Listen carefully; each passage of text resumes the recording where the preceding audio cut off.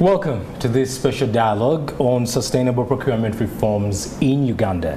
The dialogue is brought to you by the Ministry of Finance, Planning and Economic Development and the Accountant General's Office, Procurement Policy Management Department, and the Sustainable Public Procurement Secretariat.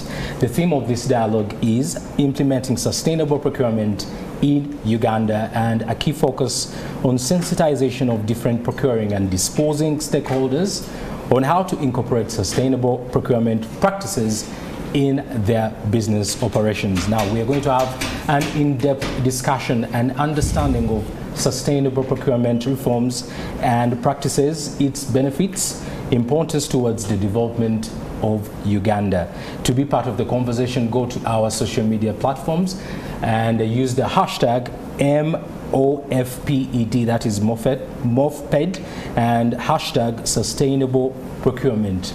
Go to X, Instagram, Facebook, and YouTube. Type in NTV Uganda and you'll be able to be part of the conversation. Or if you have a question, go to my X handle, which is Idris Matu, and put your question there, and you will be able to get a few answers later on the show. Now, in studio, I have a very legitimate guest who is going to be discussing this topic and understanding of what is sustainable procurement. Dr. Isaac Chaligonza. Doctor, good to have you today in studio. Yeah, me too. Please just introduce yourself and explain to the people what you do. Yeah, thank you, Bwana Idrissa. My name is Isaac Chaligonza, as you have elaborately introduced me. I am the head of department for procurement policy and management in the Accountant General's Office at the Ministry of Finance, Planning and Economic Development. Yes, I'm happy to be here to be sharing this new reform on sustainable public procurement with the viewers and listeners as we take it forward.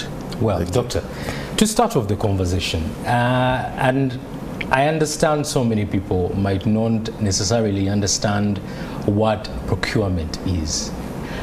Could you just define and give an understanding of what the process is for someone who's watching at home, who is down there in Chukubwa and might not really appreciate the process? Thank you. Yes, thank you for bringing it down to a common person's appreciation, because quite often people tend to give technical definitions, but I want to tone it down, as you've mentioned, and I'll scope to public procurement. When we talk of public procurement, we are referring to that legal process through which government and the government entities acquire goods, call them supplies, acquire services, and works to deliver what the citizens want. So basically, that is it. It is how government spends in order to meet the expectations of a common person. So these are roads, these are hospitals, these are medical equipment, these are studies to help government make decisions. So in simple terms, but they must be acquired legally. That's why I mentioned that it's a legal process through which government acquires what it wants to use to deliver services to the people. Let me add, that is a big function, because you'll appreciate as we continue the discussion that about 60% of government budget goes into that process. So it is an area that all citizens should have interest in, because a lot of the taxpayers' money goes into that process. And I think you are spot on to ask that one, so that from the onset we appreciate, the viewers and listeners appreciate what it is we are talking about. Thank you. So this is the process of basically buying Yes. the government buys goods, probably commodities, whatever they need, from chairs to resources to raw materials. To medicine in hospitals, to the roads you see, to the uniform you see for soldiers, the food we give to acquire the supplies for the forces, for the police, the uniforms you see around, for the nurses. That is all through public procurement. And just to appreciate the procurement process is that it comes from government to me, a business owner who probably has a factory, as you mentioned, that produces attires. It could be, isn't it? Yes, because like I said, the 60% indeed trickles down into so many areas. Government is, I want to state categorically that it is now the main buyer. So if you're a private businessman or company out there, this process impacts on you, because finally, even for a farmer, the cotton that is grown in far eastern region or western region, finally will find its way through a supply chain and will find its way being procured in a way. So a farmer down there indirectly is involved in the chain. Yes. The one who grows maize, say in Kisoro district, finally a businessman or a company will buy from them and then supply, for example, to a government institution. So we are all part of the stakeholders in that ecosystem. Well, Doctor, now that we have understood what procurement is, today we are talking about sustainable public procurement. Now, sustainability could be understood as a word, but in relation to public procurement, what is that? Yes, as a word, sustainability is about continuity.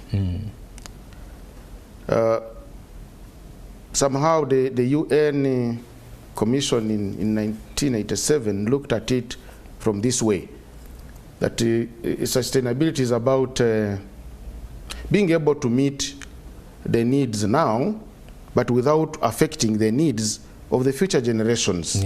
Now, procurement being that important as it were, taking all these government resources with all these processes, in conducting the process I have just mentioned, in acquiring goods, in contracting for roads, in buying the food and other requirements to fulfill government promise to the citizens, we are introducing sustainability so that all we do in these processes should not affect negatively the future generation. So we are now refocusing our procurement approach from looking only at, say, delivery time, say the quantities you want, say the quality you want, and just also the price, but look at how do the processes in the supply chain affect the environment, for example. Socially, who are those involved in the production of what we want to buy? Do government want to buy an item that has been manufactured in a factory that employs children? No. That underpays? No. So this is now the new dimension to look at sustainability in terms of about 4 pillars. How does the social aspect feed into procurement? How does procurement look at environmental aspects resulting from what they procure? And how about the cost, but not the price, of acquiring that item, for example? Because you could acquire this building you think it will cost maybe 10 billion. But have you looked at aspects to enable, say, people with disability access it? Yeah. So we have moved beyond looking at mere price, but looking at total cost. How do you acquire it? How do you maintain it? What is its lifetime? That is the new way to sustainably manage procurement. And that's why we are here. You've mentioned the pillars that are actually really very interesting. You've mentioned environment, you've mentioned social, economic, and governance. So in terms of procuring, whatever you are procuring as a public organization, as a government, all these things are considered under sustainable procurement and how they will affect tomorrow. For example, the example you've given that if we are constructing a building like this one, we have to look at things like, is it in a swamp and how will that affect tomorrow? To my understanding. Correct. Correct. Wow, Correct. wow, wow, indeed. Yes. Now, after understanding what sustainable procurement is, what was the origin? What was the justification of creating such a concept? Thank you, Bana Idris. Yes. You know, the history, first of all, of procurement is as old as mankind. And of course, man's needs keep changing, and so is man's ability to adjust to the requirements. Yeah. But just to be straightforward to your question, in 2015, in France, the UN Summit on Sustainable Development Goals, of course there are 17, but one of them, which is the 12th, is about sustainable production and consumption. So one of the targets there is about sustainable procurement practices. So that becomes the official launch of this agenda.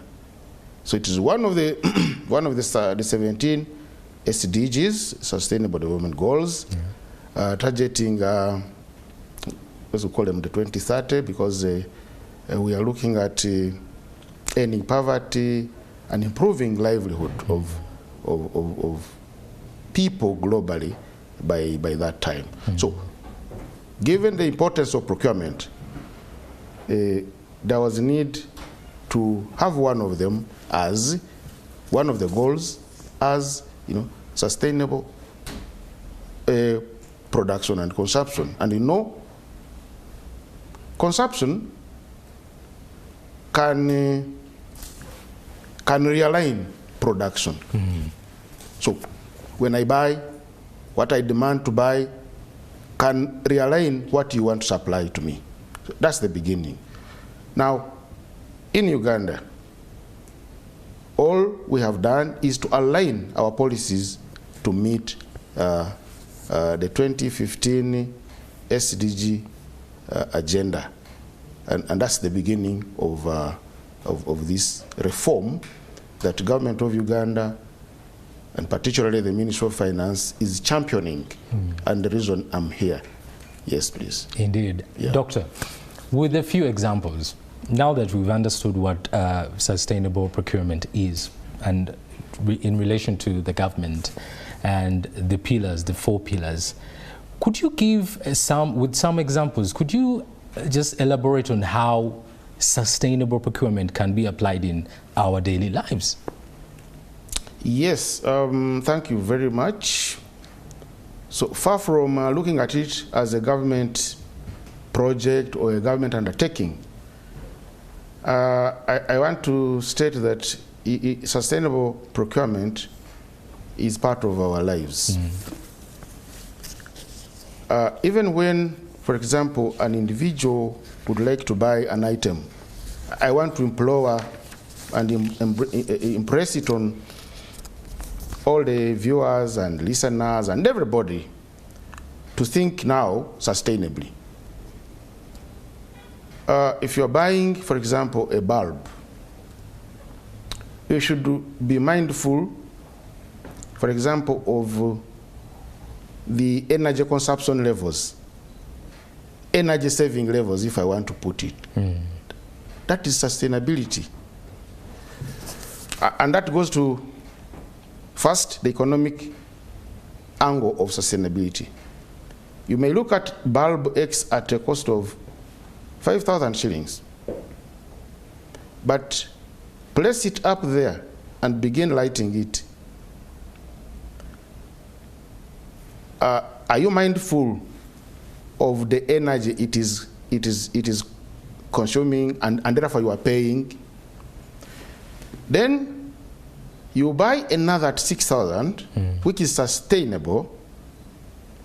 It will consume less of the energy, and also be able to serve you for maybe a longer period. To a common person, that's what we are calling sustainable procurement. So even in our homes, you're buying a fridge. In addition to the bulb example, you're buying a fridge.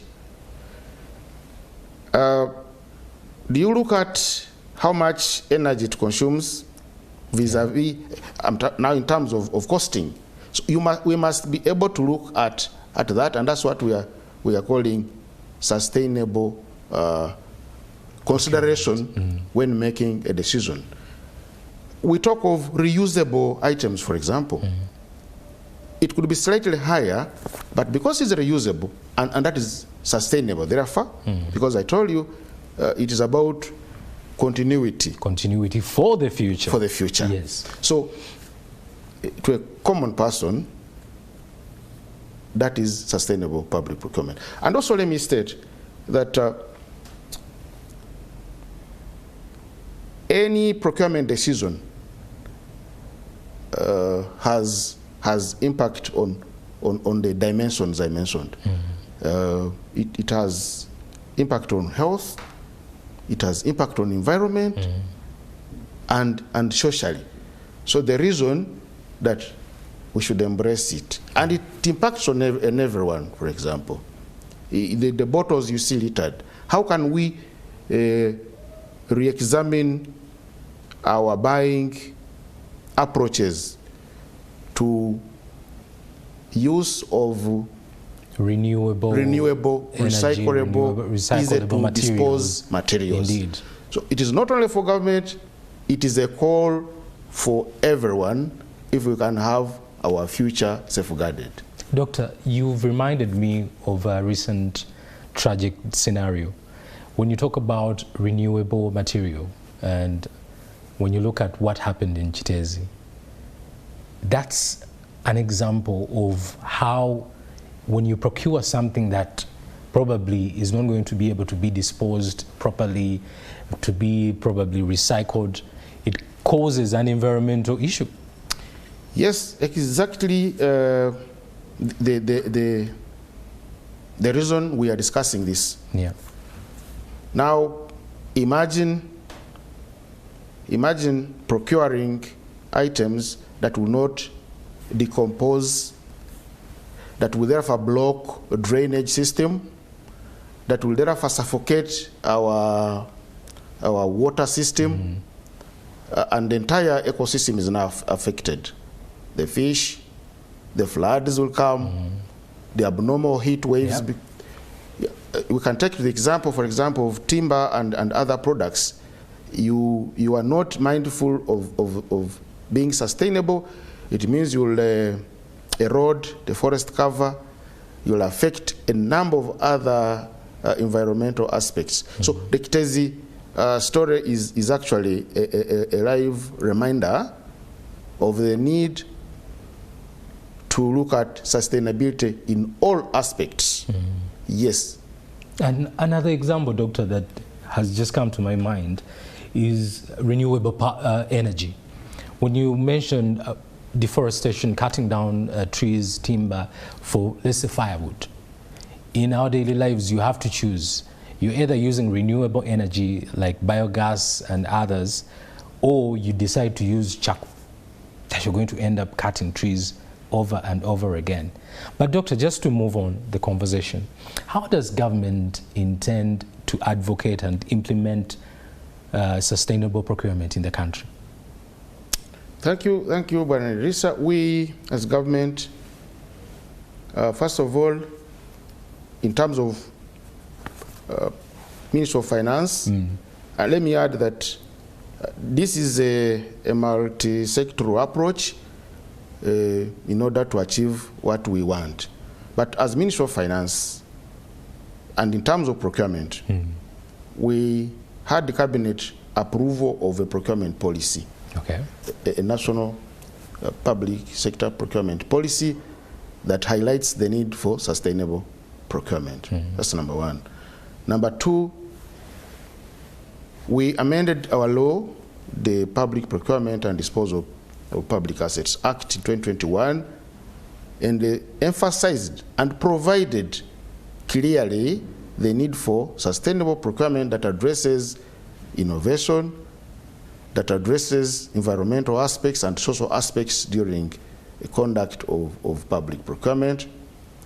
We have gone ahead to revise our, we call them solicitation documents that we send out to suppliers to respond to. So we are revising them so that we begin to nurture an environment where providers begin to appreciate that we want. Like I told you, consumption can trigger production. So because we use these documents to solicit offers, we are tailoring them in a way that they communicate to the... This is what we are looking for. This is what we are looking for. But above that, we have also developed a 5-year national action plan to ensure we deliver on sustainable public procurement. And it is a 5-year plan, and apart from the governance issues, it is looking at issues of engaging the market, engaging the market and telling them our expectations. We are already in touch with the institutions. We have had online engagements. We also, under that plan, have communication and publicity and the awareness creation. And this is why I'm here, because when you create awareness, people pick interest, they desire to and finally take action. And the action is the compliance. So we have an action plan well stipulated, and we have a component of monitoring and evaluation. It is slightly a new plan. It started last year, and we have created a secretariat, a dedicated unit, and the department that I head to oversee all this I'm saying. So we have a secretariat that is charged with ensuring that this sustainable procurement agenda is achieved. Yes, those are some of the, but at I would say internal or entity, because we have procurement units spread all over government institutions. We have also, we are training them. We have had partners like CEDA to train trainers who should be able to be, who should be ambassadors to take this forward. So we are doing all it takes to ensure that this agenda is delivered. Doctor, you mentioned the 5-year plan. When does that start and when does it end? Yes, this is what's the timeline? Thank you. It is a 2022-26 action plan, but we started implementing it last year in 2023. We hope to update it, and it has, among others, those components I was trying to share with you, which include the governance I talked about the secretariat. Yes. We are strengthening the legal framework. Part of it is already in the law. We are building capacity of all stakeholders. Our own practitioners or officers. We have gone to the market side. We are engaging suppliers. We are creating awareness, part of today's session here, and annually we are monitoring how we are performing on this plan. Yes, please. Doctor, you mentioned earlier of a document that you are probably providing suppliers and those you look to procure from that indicates that we are looking for a supplier who is abiding by the sustainable procurement reforms. What are some of those key requirements that are included in the document, if I may ask? To be precise, what is in the revised solicitation document is hinged on the 4 pillars. One, but mainly the 3, or majorly the 2. Yeah. Environmental. So we are guiding suppliers. First of all, we have identified priority products that we should start with in order to pilot and nurture this agenda. So we are telling providers through our procuring and disposing entities that these are the products. We have priority 7 of them. And why 7, or which are the 7? We chose those products that are commonly used and therefore could have impact in terms of the pillars. Yeah. So we are telling them, if it is, and these are among them, we have toners, cartridges. They are consumed every other day. Yes. We have computers. They are consumed every other day. We have agrochemicals. Now, we have consulted the UNBS and other institutions. So what we communicate in these documents is, on environment, these are the parameters. We have set criteria.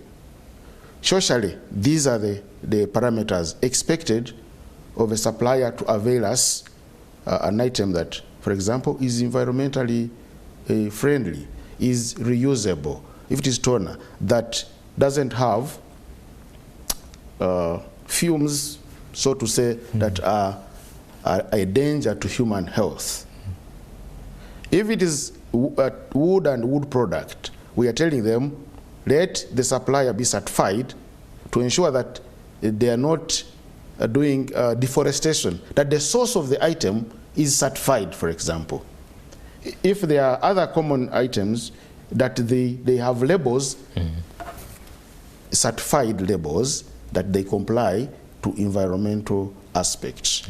That is what we are communicating in our documents through our procurement officers to them, and they should comply. But let me also indicate that we are monitoring how this is being accepted and appreciated. Yeah.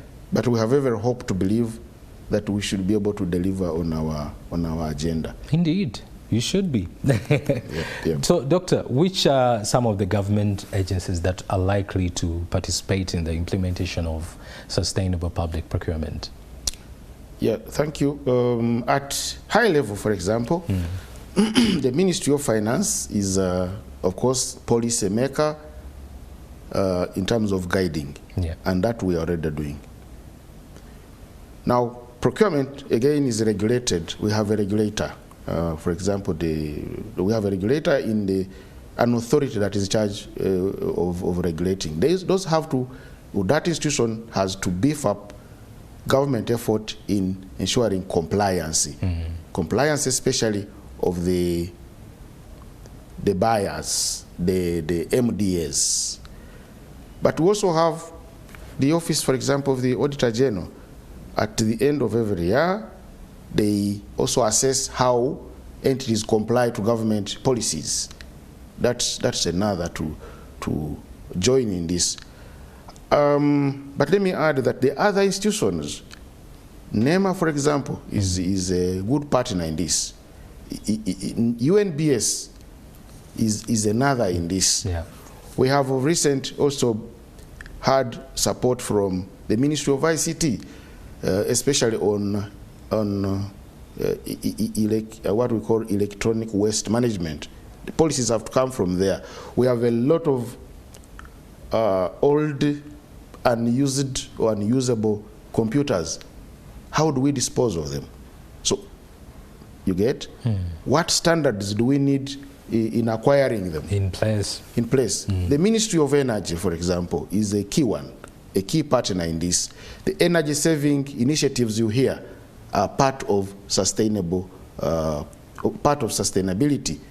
You've heard of the initiatives, the energy saving, the move from fuels to another form of energy. That is another partner that we have to move along with in achieving the sustainability agenda that we are looking at from the angle of procurement. Indeed. Yes. So, Doctor, are there organizations that are already implementing sustainable procurement? Yes, I should say they are. Some are doing it, I don't want to use unconsciously, but without directing doing it. But they are already doing it to respond to the global requirements. Yeah. I want to give an example of Ministry of Health, particularly Mulago referral. They are already doing, especially for the cancer treatment equipment, they are already undertaking contracts that require that manufacturers take back equipment after end of life, because we may not have capacity to dispose of them, and they have chemicals that if exposed anyhow or disposed anyhow would injure human, would be a danger to human health. That is already one step in addressing sustainability. I have already alluded to the initiatives of being undertaken by the Ministry of Energy in terms of the energy saving, the renewable energy advocacy. That is another angle of looking at sustainable procurement. But look at KCCA, and I've given this example many times. There could be challenges here and there, but you know, sustainable procurement is also about inclusion. The law, as part of the social aspect here, looks at reserving business for some categories of people. So when you see the vulnerable women being given work in order to earn and live under KCCA, that directly feeds into the government initiative of reservation scheme. Reserve some business for vulnerable categories of people. We have a guideline, for example, now to reserve a certain percentage of business, of government business, government tenders to some categories. Marginalized, call them, vulnerable. The women, people with disabilities, and youth. So when KCCA does what they are doing, in terms of the gardening you see in town being done by those vulnerable ladies, is part of sustainable procurement. The cleaners, those working on the road and the gardening of the streets, leave alone some challenges, but that is sustainable procurement. Wow. Yes. That brings me into the question of achievements, because earlier on you mentioned that you've had a 5-year plan that probably is coming to its conclusion in a few period of time.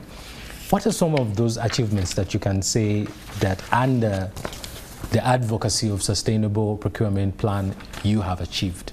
I think I've touched on them, but let me say that one of the other institutions actually it is the mother institution, but I know one initiative that has been done, and that is Ministry of Finance.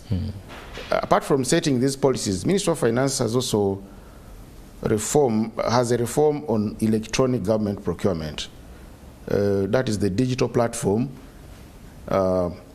championed by the ministry, so that we move away from the paper manual process to now digital. To save the trees. Yes, correctly. That's what to save the trees. So I just want to add that Ministry of Finance, apart from the policies, has also advocated for that, and it is spreading the digital procurement system currently to 36 government institutions. So those are already reducing on the impact procurement would have on the forest, on the environment, and on the weather, on those other, resulting consequences. So back to the issue of achievements. We are into our first, call it 1.5 year of implementation, and I already indicated to you, according to the plan, that we are building capacity. We have trained 60 trainers to train the bulk of the rest. That this was under the Swedish funding, Swedish support, really, not funding but support. We have also trained. We have engaged a number of institutions on the supplier side, in the market side. We have engaged the dealers in toners. That we consider as an achievement. We have engaged dealers in timber and wood. We have engaged contractors, so they know, consultants, so that they know that a building is incomplete if you don't provide for a number of categories of people. That you have to do your BOQs with recourse to these pillars of sustainability that we talked about. And I think that way we are, that you don't need to employ children. For example, you could have heard of a famous bad story some time back on a road, a certain road, and development partners had to caution, had to even sort of pause the progress of that road, because I think there was misbehavior in terms of the workers with the communities. That is part of. So we are already in touch with the contractors, and we have also developed. We are developing a platform, a digital platform, to enable us do online interfaces with the market and our own practitioners. And this is being supported by the World Bank. We are launching it early next year. We shall be able to share information, share feedback from the public, give updates. And currently, every week, we have online engagements twice in a week with the different stakeholders still on this agenda. So we consider that as an achievement indeed, going forward, yes. And that's why I'm here again to offer myself. To re-emphasize and advocate for sustainable procurement reforms. Yes, please. And Doctor, one thing, as also a listener and someone who's learning, one thing that I've learned from what you've talked about from the moment we've started our conversation is that sustainable public procurement creates a ripple effect that creates a cycle. What you do today affects tomorrow, affects the other day, and re-affects you in one way or the other. For example, the example you've given of digitalizing procurement processes and going away from paper, one might look at it as how is this connected to the environment? But so many people don't know that paper is made from wood. Yes. And the moment you stop using paper, therefore less forests are cut down, more rain, the farmers are able to the farmers are able to enjoy the animals, the crop, farmers in general. The roads would therefore not be eroded. Therefore, government also spend less on maintenance. Indeed. You know, the floods you hear, and that's it.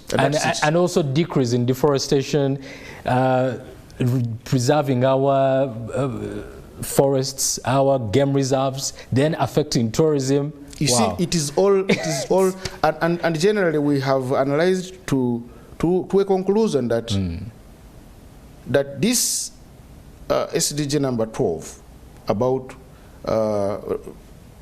responsible consumption and production, which has a target under it as sustainable procurement, has about 80% connection to the rest of the 16 SDGs. So you are right. It will affect health indirectly. Yeah. It will affect gender and other related issues, because, so you are right, it has that cross-cutting effect, and therefore it is part of life, and the need for us to therefore advocate for it, like we are doing. And you mentioned health. I was having a conversation with someone, and they informed me that nowadays we have a lot of malaria cases, a lot of mosquitoes in the urban areas because of, again, blocking the water, because of poor disposal of rubbish.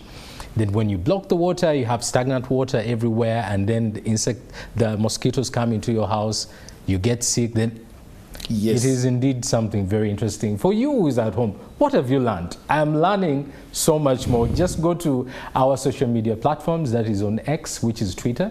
Go to Facebook, use the hashtag M4PED or Sustainable Procurement. Share your experience, share your expertise, or if you have a question to ask, go to my personal X account, which is Idris Matu, that is spelled EDRISMATU. Ask a question. There is a post that I put there. Ask a question, and probably the doctor will be able to give you an answer. But we are continuing with our conversation on sustainable public procurement right here at NTV, so do not go anywhere. Doctor, I'll come to you. I appreciate the journey, the effort, the advocacy that you as a ministry and as a secretariat are doing. But I know there have to be challenges. There have to be barriers. What are some of those that have really impeded you from attaining that achievement that you so want to reach? All right. It takes, they say it takes two to tango. True. There is low appreciation of this concept of sustainable procurement at all levels. Yeah. Even internally and also out there.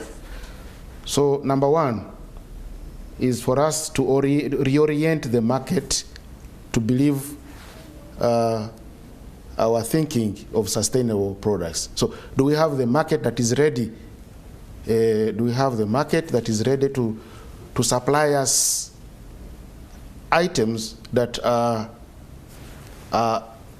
compliant? Because one may go to China and elsewhere and may want to buy what in the short run looks cheap because they want to sell it. But so to make a small profit. To make a small profit instead of buying what we think is a little, for example, but renewable and sustainable. That is one bit of it. We have to do a lot to do that mindset change. Two, there's a general thinking that these items are expensive. But we want to clarify that they're expensive in the short run and very cheap in the long run. And that the benefits are broader and beyond looking at price. So that is another challenge we think we have experienced, but we are working to solve in order for us to move. So it requires a lot of sensitization. It requires a lot of awareness creation and mindset change. But as you appreciate, this is also another expensive task. It is not as free. That's why we are resorting now to online means to ensure we break that barrier. We break that barrier of creating awareness and changing the mind of the other stakeholders. Mm-hmm. Yes, and it requires concerted effort. So it's also a challenge to bring on board all other stakeholders to read from the same page. Yeah. And the reason we are here to try and have a buy-in of both internal, that government side, as well as, I mean, the market side, or the supplier side, the general stakeholder side. You know, like I mentioned, these other institutions all have to be part of this equation if we can, if we are to achieve what we want to achieve. Are you having any challenges in terms of policy commitments and maybe implementing and monitoring? Because I know that's one of your mandates. Do you have any challenges there? No, I want to state that at policy level, we have all the support.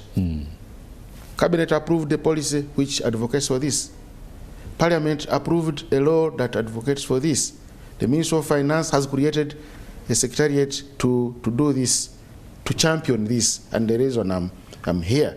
Of course, the other hidden, latent challenges, but overall, we are set to implement our 5-year plan, as I broke down the components in that plan, and we want to evaluate it. It's one component. We want to evaluate how we are performing and see what next. But we are already up and running, and even we are reporting as required.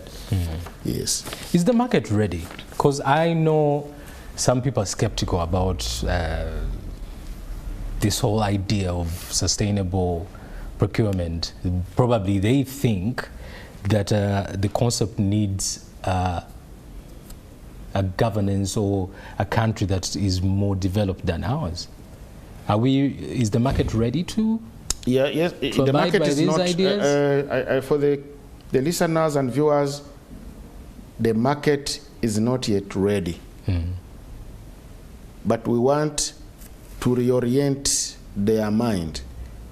We want to fine-tune their mind that as the chief buyers, because government is the chief buyer, I already told you about 60% of our budget, of government budget, goes into buying.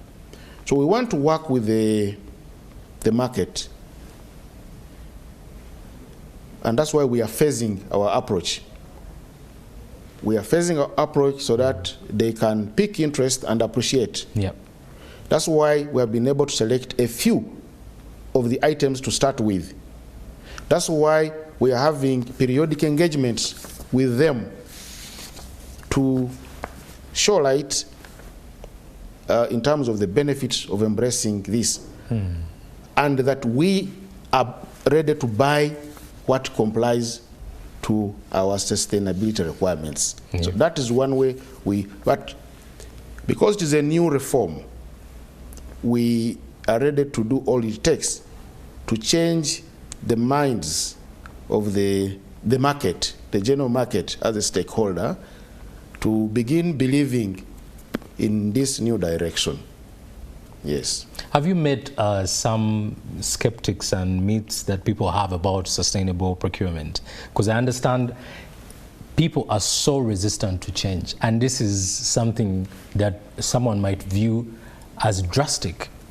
What are some of those concerns that thank you, stakeholders have expressed? Yeah, some stakeholders believe this is for the developed world. Yeah.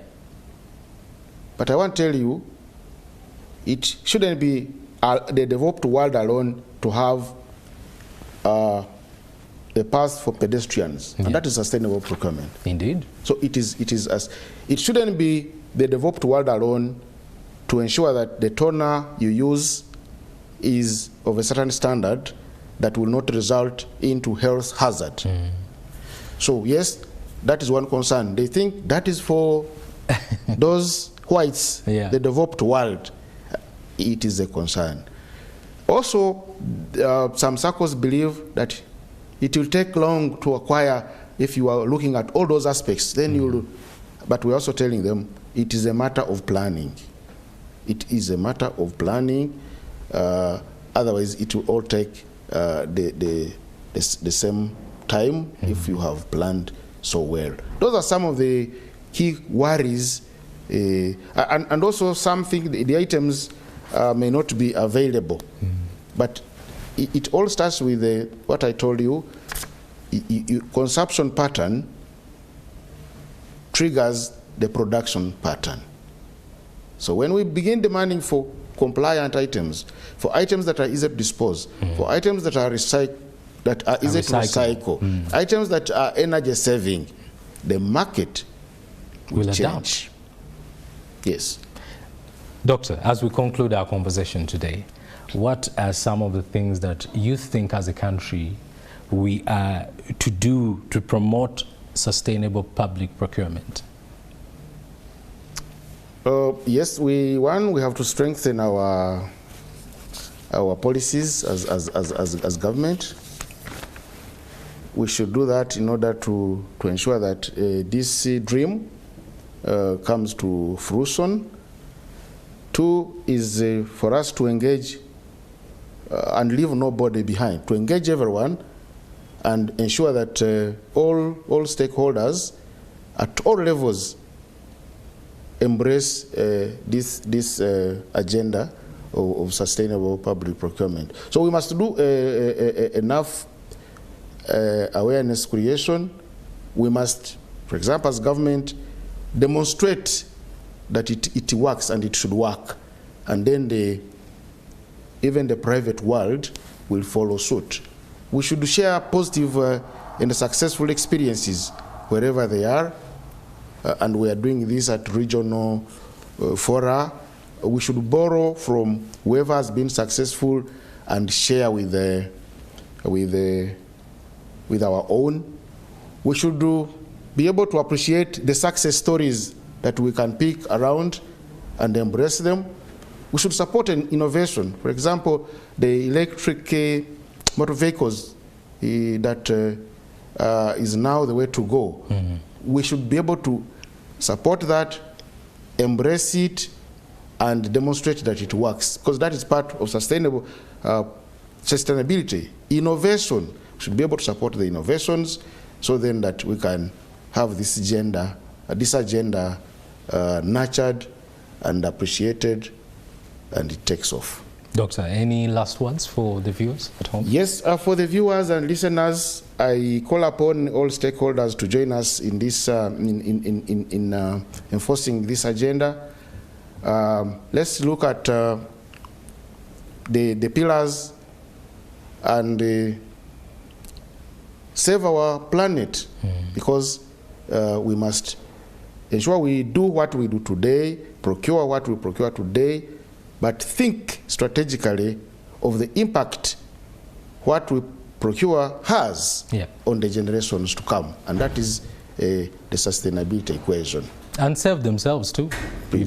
When you say save our planet, someone might think, that's far from me, but saving yourselves. Doctor, thank you so much for the insightful discussion. I'm sure you at home has gained a little bit of information and a little bit of understanding of what sustainable procurement reforms are and how they impact your daily life. Now, if you missed the conversation, go to our website, that is www.ntv.co.ug. You will be able to recap this conversation in its entirety, or go to our social media platforms and continue the conversation. The hashtag is simple, is hashtag MOFPED or hashtag sustainable procurement. Share your experience, share your expertise, and if you have questions, put them right there, and let's continue the conversation on sustainable public procurement reforms. My name is Idris Matusagawa, and have a great day. Stick here for more informative and educative programming.